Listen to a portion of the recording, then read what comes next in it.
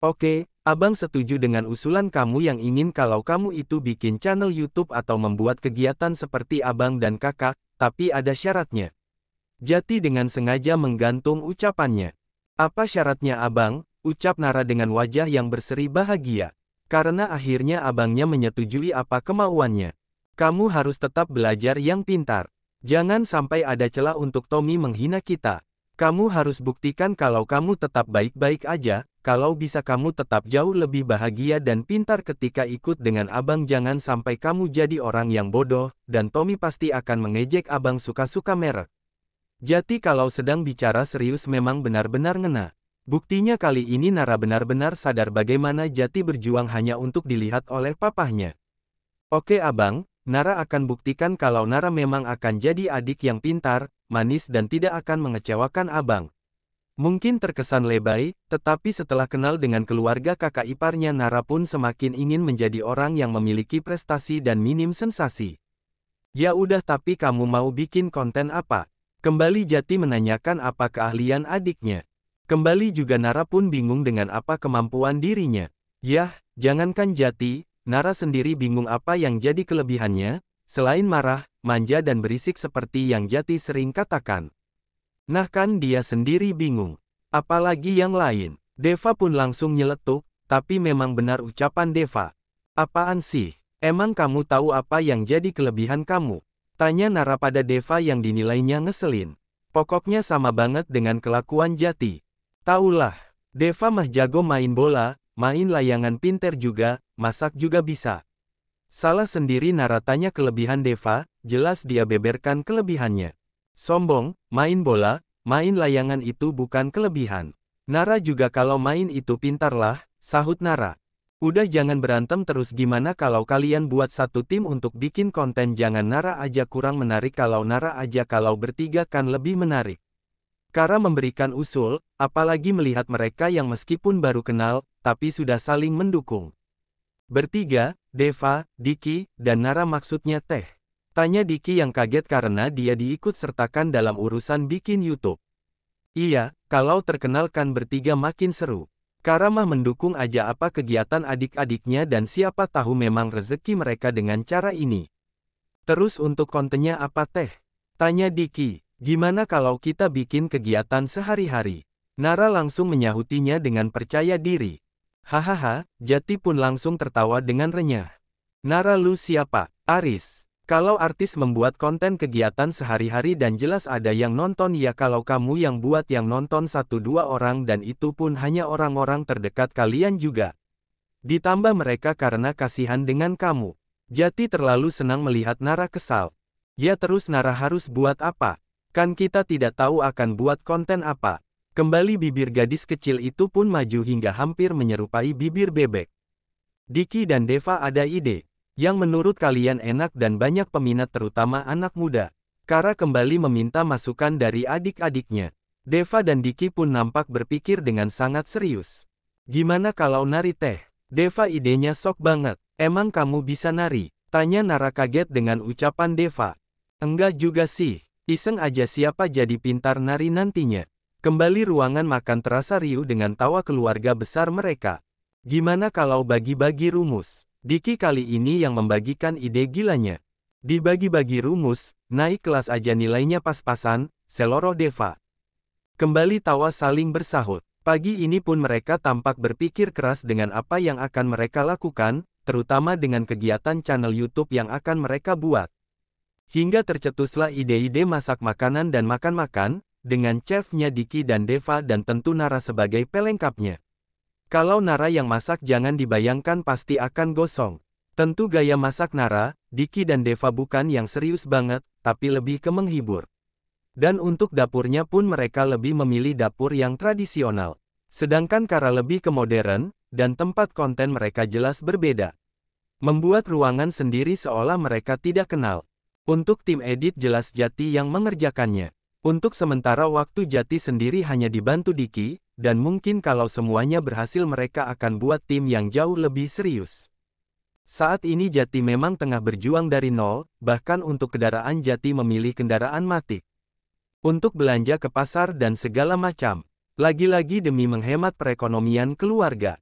Bukan tidak mampu membeli mobil atau motor sport. Namun ia ingin membuktikan pada papahnya kalau dia bisa berproses hingga semuanya berhasil bersama-sama. Dan tentu karena kerja keras bersama juga, hari terus berlalu, tanpa sadar sudah 1 tahun pasca Nara tinggal di rumah Jati. Nara kini juga sudah pindah ke sekolah di mana Deva dan Diki mengenyam pendidikan. Yang artinya saat ini Nara sudah kelas 1 sekolah menengah pertama. Yah, sekolah Diki dan Deva memang lengkap mulai dari taman kanak-kanak, sekolah dasar, sekolah menengah pertama, dan juga sekolah menengah atas. Sehingga yang sudah nyaman di sekolahan itu dari TK bisa dilanjut sampai sekolah menengah atas. Gak usah pindah-pindah, udah tetap aja di situ. Hubungan Jati, Nara dan kedua orang tuanya pun belum ada tanda-tanda akan membaik. Iren sendiri selama 1 tahun ini hanya 2 kali bertemu dengan Nara dan Jati, yaitu saat anak-anak mereka merayakan ulang tahun. Namun, masih belum bertemu dengan Kara, entahlah. Jati sih menduga kalau mamahnya juga diprovokasi oleh ayahnya. Ya pasti ada semacam ancaman dan kata-kata yang tidak mengenakan dari sang ayah. Apalagi menurut Noah kedua orang tuanya pun masih sibuk dengan dunianya. Bekerja dan bekerja. Jati sempat berpikir setelah ditinggal Jati dan Nara setidaknya perhatikanlah Noah, tetapi nyatanya Noah pun merasa kesepian. Noah sering main ke rumah Jati tanpa ada yang tahu baik Tommy maupun Iren. Dua orang tua itu masih menganggap kalau Noah ya sekolah dan les, tetapi nyatanya. Sepulang sekolah Noah sering menghabiskan waktunya di rumah Jati. Berkumpul dengan abang dan adiknya cukup membuat Noah senang. Selama 1 tahun juga Jati dan trio kuek-kuek Nara, Diki dan Deva sudah bisa dikatakan memiliki penggemar tersendiri. Kalau Jati dan Kara kontennya lebih banyak disukai oleh kalangan dewasa atau bahkan emak-emak. Namun, kalau Nara dan 2D kontennya lebih banyak disukai anak muda, karena lebih banyak yang menghibur. Bahkan bisa dikatakan Nara dan 2D jauh lebih terkenal. Mereka sudah banyak pengikutnya di Instagram, TikTok, bahkan FB dan yang pasti channel YouTube-nya. Bahkan konten iseng-iseng bikin kegiatan sehari-hari ala-ala mereka banyak yang ditonton dan dibagikan oleh penggemarnya yang merasakan terhibur. Yah Nara, Diki dan Deva mereka anggap lucu, saling jahil dan membuat tertawa yang menonton. Idola Nara dan Diki serta Deva tidak bisa dikatakan sedikit karena mereka banyak yang mengenali trio kue-kue itu. Noah pun senang ketika bersama dengan mereka, konten mereka lebih banyak bercanda, tetapi real tanpa dibuat-buat sehingga banyak yang suka, dan merasakan natural. Jati sendiri AdSense dari konten bisa membeli mobil pribadi dan motor sport, dan toko kue yang makin banyak cabangnya. Sedangkan Nara dan 2D juga bisa beli mobil bersama, dan tabungan untuk pendidikan. Mereka memang bikin konten tidak setiap hari karena terbatas waktu dibagi antara membuat konten dengan sekolah. Namun, fans mereka yang sudah banyak, sehingga banyak endorsement dari beberapa barang yang bisa menambah uang jajan mereka. Sampai detik ini Nara dan Jati sukses baik Iren maupun Tommy tidak ada yang mengucapkan selamat atau bahkan sekedar bangga karena dia membuktikan bisa tetap hidup baik tanpa meminta uang dari mereka. Nara sendiri semakin merasakan jauh dengan kedua orang tuanya. Bahkan Nara lebih dekat dengan abah dan saudara kakak iparnya, dibandingkan dengan kedua orang tuanya sendiri. Berbeda dengan Noah yang langsung mengucapkan selamat dan ucapan bangga karena akhirnya abangnya dan adiknya bisa membuktikan keberhasilannya. Hanya Noah yang tidak ada hasil apa-apa karena memang Noah tidak suka dengan kegiatan seperti itu. Tommy dan Iren pun terbukti terlalu memanjakan Noah. Mungkin mereka ingin menunjukkan pada Jati dan Nara. Noah tetap tinggal di rumah, dan semua kebutuhan tercukupi.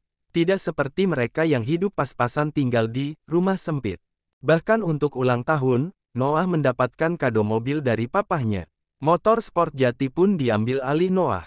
Namun Jati tetap santai toh dia bisa beli yang jauh lebih baik dan yang membuat bangga tentu hasil dari keringat sendiri.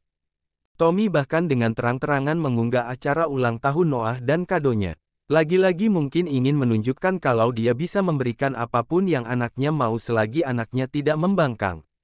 Sering Tommy membuat unggahan yang ditujukan untuk Jati dan Nara, bukan hanya Tommy tetapi keluarga Tommy pun seperti itu, termasuk kakek dan neneknya. Namun, Jati dan Nara tidak terpancing, bahkan mereka sengaja tidak berteman dengan mereka. Kalaupun Nara dan Jati tahu postingan-postingan papahnya dan keluarganya jelas dari tim-tim kepo mereka. Bukan Kara ingin memisahkan mereka dengan keluarganya, hanya saja, bagi Kara Tommy dan keluarganya yang terlalu tinggi harapan menantunya. Pertama-tama Kara diperlakukan seperti itu sakit hati tentunya, tetapi makin kesini Kara pun makin cuek. Toh dia baik seperti bidadari atau bahkan malaikat kalau mertuanya modelan Tommy ya tetap aja terlihat seperti iblis. Kara sekarang lebih santai. Dia tidak suka ya udah, yang penting Kara tidak pernah memprovokasi Jati maupun Nara untuk membenci keluarganya. Apa yang dilakukan Kara selama ini justru kebalikannya, tetapi namanya juga sudah benci benar sekalipun tetap aja salah. Yah, seperti itulah kalau sudah benci, tidak akan ada yang terlihat baik lagi.